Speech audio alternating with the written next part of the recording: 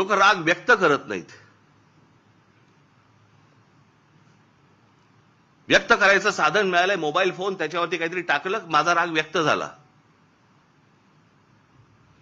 तो राग मतदानामध्ये पण दिसत नाही. नेमकं हवंय काय आपल्याला? आपण नेमकं पुढच्या पिढ्यांसाठी आपण काय घडवून ठेवणार आहोत, काय करून ठेवणार आहोत? मला कोणाची सत्ता आहे कोणाची सत्ता नाही, मला ह्याच्याशी कर्तव्य नाहीये. आज भारतीय जनता पक्षाची सरकार आहे, चांगलं काम करावं.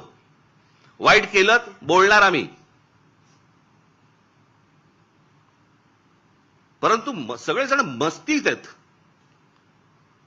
त्यांच्या देशीचा एक आमदार, त्याला विचारलं काय चाललंय, म्हणे काल म्हणे झाड पडलं ना, ते त्याच्यात एक माणूस गेला, ते त्याच्यावरती चर्चा झाली. आज तो ते गटारातला तो मुलगा पडला, त्याच्यावरती चर्चा झाली आणि हसतायत. भावना शून्य.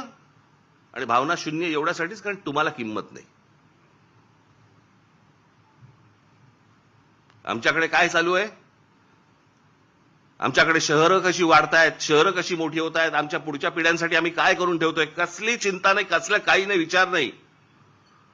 खासदार फोडता येतोय का, आमदार फोडता येतोय का, नगरसेवक फोडता येतोय का, आमची सत्ता टिकतेय का, याच्यावरती फक्त आमच्याकडे महाराष्ट्रात चर्चा सुरू आहे.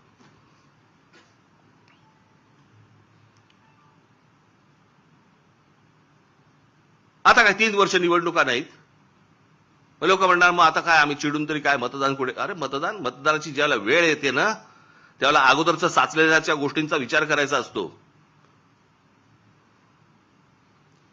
चांगलं काय आणि वाईट काय या गोष्टींवरती तुमचं मतदान झालं पाहिजे. उद्या राज ठाकरे जर समजा चुकत असेल, तुम्ही बोललं पाहिजे. इतर पक्ष जर चुकत असतील, बोललं पाहिजे.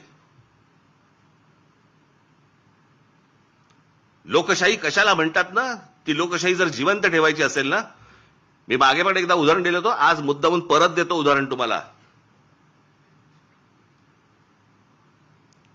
ज्यावेळेला दुसरं महायुद्ध ज्यावेळेला संपलं ना, ते संपल्यानंतर सगळी वाहवा झाली. इंग्लंडची वाहवा झाली, विन्स्टन चर्चिलची वाहवा झाली. विन्स्टन चर्चिलचं ते एक फेमस त्याची ती मुद्रा होती हाताची, वी फॉर विक्टरी. त्याच्यामध्ये फक्त वी फॉर विक्टरी नव्हतं, वी फॉर विन्स्टन पण होतं, विन्स्टन चर्चिल.